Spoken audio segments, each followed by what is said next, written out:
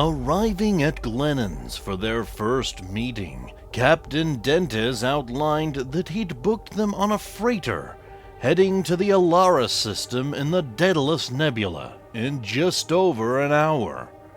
They were to pose as a private security firm hired to guard a human palladium refinery on the planet Koret, owned by a businessman named John Dalton, suspected of producing the drug red sand.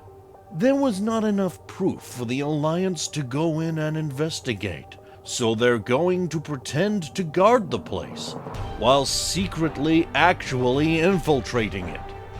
The Sidewinders were taken to Koret by an obnoxious human pilot named Herbert Hanover.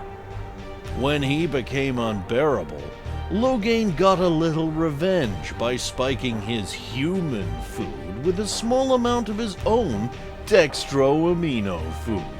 The Sidewinders arrived to be greeted by Reinhard Walterson, the head of security for the Arandel Works facility. He informed the group that they'll guard the facility at night against possible Batarian raids. He takes them into the refinery, and they begin to scope out the security and find ways to bypass it, especially since the second floor was off limits to them. They mingled with the humans in their off time, with Loghain and Tiala even putting on a show with a friendly sparring match.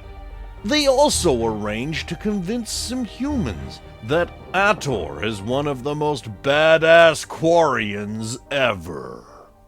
The group discovered that the Arandel Works were also secretly operating an Element Zero mine, which isn't illegal, but suspect giving it's off the books. Reinhard claimed it's to not draw attention to it, especially given their remote location. The Sidewinders managed to work out a plan whereby Loghain and Hirokin both use their tactical cloak to sneak up to the second floor and slip in behind another guard, going up while Ator kept an eye on things below and reported back. And Tiala and Gold would perform their guard shift as normal. Loghain and Hirokin managed to sneak access to the main security terminal and put a device on it to allow Ator to control the cameras remotely. Ator set up small camera loops when requested, allowing Loghain and Hirokin to sneak around upstairs easier. Loghain stealthed into a lab where he discovered scientists analyzing a glowing blue crystal they found in the Ezo mine.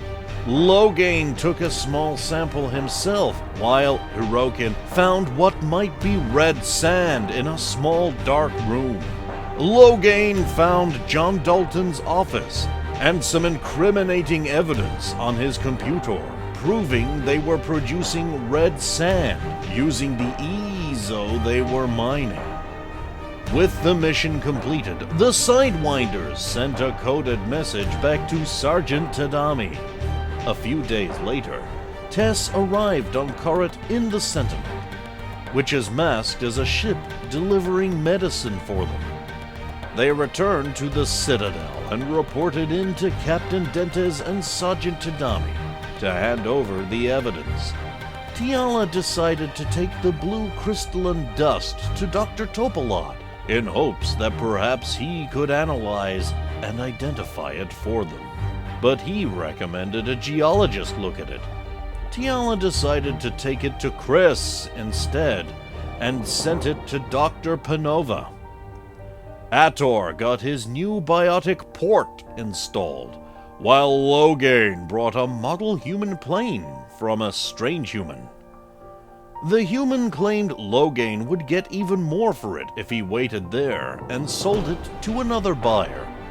Loghain was suspicious and discovered one of the wing roundels had a microdot on it, which turned out to be a virus formula of some kind.